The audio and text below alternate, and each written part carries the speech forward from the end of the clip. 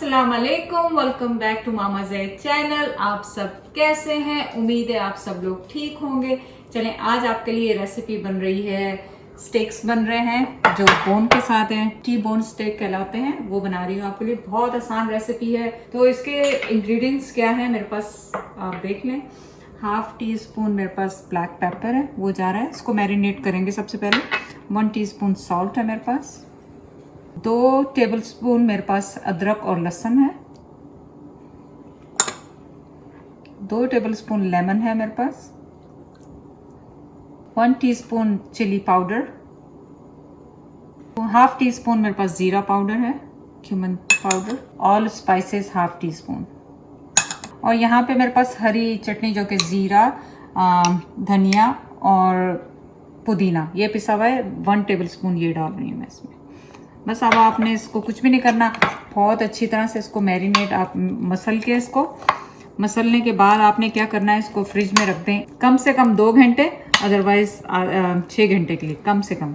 और अगर आप फ़ौरन कर रहे हैं तो फ़ौरन के लिए आपने क्या करना है, इसमें वो डालना है, क्या कहते हैं, मीट टेंडराइज़र।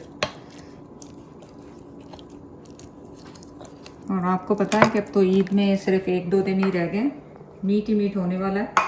तो आप ये लैम के साथ भी बना सकते हैं, लैम चॉप्स लेके उसके साथ भी आप बना सकते हैं। ये हो गया है मैरिनेट और अब ये जा रहा है फ्रिज में। तो आपसे मिलती हूँ 1 घंटे के बाद। तो हो गया है 1 घंटा मैंने मैरिनेट किया, पर प्लीज़ आप लोग 2 घंटे कम से कम इसको मैरिनेट करें। तो अब मेरे पास यहाँ पे 2 टेबलस्पून ऑयल है और ये इसको पैन में डालते हैं।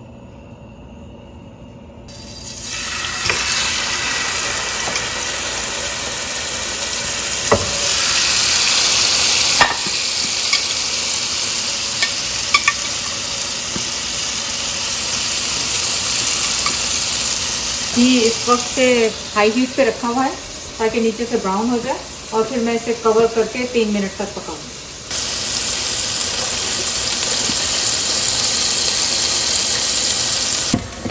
अब मैंने इसे मीडियम हीट पे 3 मिनट तक बनाना है।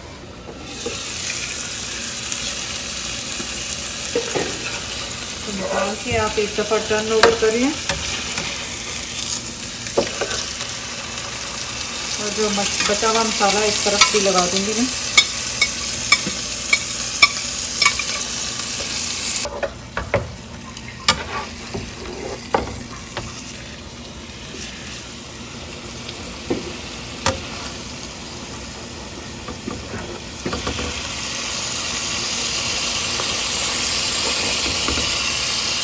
ये देखें अब बिल्कुल सॉफ्ट लग रहा है, तो अब मैं इसे तेज आंच करके ब्राउन कर लूँगी।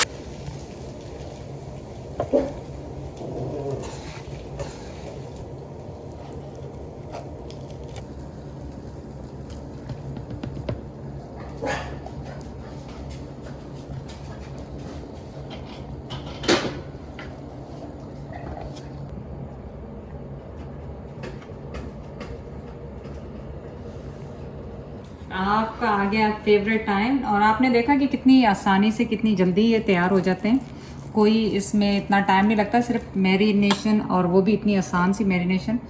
स्टेक्स में बहुत ज़्यादा फ्लेवर आपने नहीं डालना होता, वरना उसका अपना जो फ्लेवर होता है वो नहीं आता मीट का। इसके साथ एक्चुअली मशरूम सॉस जाती है, मैश पोटैटोस जाते हैं और इस तरह की चीज़ें जाती हैं। मैं तो खाली सैलेड के साथ ले रही हूँ, आप ये इन चीज़ों के साथ ज़रूर ट्राई कीजिएगा। चलो ज़रा ये उठाएं, गर्म होगा।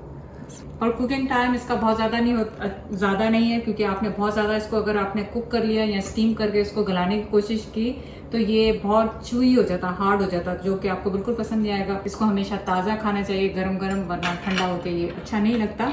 चलें, आप जाके चैनल को लाइक करें, सब्सक्राइब करें, शेयर करें। अल्लाह हाफिज़।